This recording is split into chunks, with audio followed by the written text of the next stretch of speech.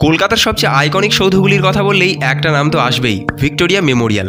শ্বেতশুভ্র এই রাজকীয় স্থাপত্য দেখতে তো অসাধারণ, কিন্তু কখনো খেয়াল করেছেন কি এর ঠিক মাথার উপর একটি পরীর মূর্তি আছে?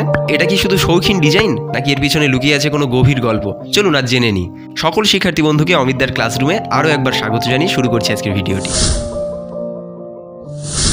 ভিক্টোরিয়া মেমোরিয়াল তৈরি হয়েছিল 1906 থেকে 1921 সালের মধ্যে রানী ভিক্টোরিয়ার স্মরণে। পুরো স্থাপনাটি তৈরি হয়েছিল ব্রিটিশ স্থাপত্যশৈলীর সঙ্গে মুঘল ও ইতালিয়ান স্টাইলের মিশ্রণে। কিন্তু এর মাথায় থাকা এই পরীটি আসলে সবচেয়ে রহস্যময়।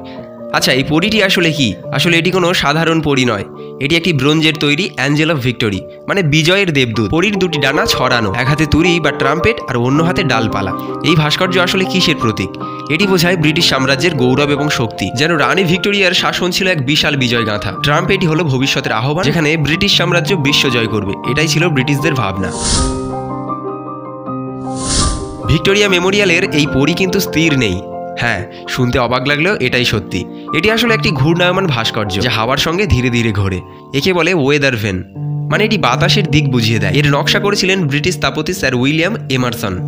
মজার তথ্য, ব্রিটিশদের বিশ্বাস ছিল যতদিন এই পরী মেমোরিয়ালের মাথায় থাকবে ততদিন ব্রিটিশ শাসন অটুট থাকবে। কিন্তু ইতিহাস তো অন্য কথা বলে, তাই না? 1947 সালে ভারত স্বাধীন হলো আর ব্রিটিশরা বিদায় নিল। এখনো অনেকে মনে করেন এই পরীর মধ্যে এক রহস্যময় শক্তি আছে। কেউ বলেন এটি কলকাতার অভিভাবক, আবার কেউ বলেন এটি রাতের বেলা নাকি আস্তে আস্তে নড়ে। এগুলো আসলে কেবলই এক গল্প কথা। তাহলে উত্তর পেয়ে গেলেন কেন ভিক্টোরিয়া মেমোরিয়ালের মাথায় পরী আছে। এটি শুধুই একটি নান্দনিক শৈল্পিক সৃষ্টি নয়, বরং এর পেছনে আছে ব্রিটিশ সাম্রাজ্যের ইতিহাস, প্রতীক এবং কিছু অদ্ভুত বিশ্বাস।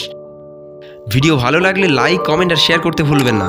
আর হ্যাঁ, অবশ্যই সাবস্ক্রাইব করুন অমিতদার ক্লাসরুম চ্যানেলটিকে। পরবর্তী ভিডিওতে আবার দেখা হবে নতুন রহস্য আর মজার কাহিনীর সঙ্গে। ততক্ষণ পর্যন্ত শিখুন, জানুন আর মজা করুন। ধন্যবাদ।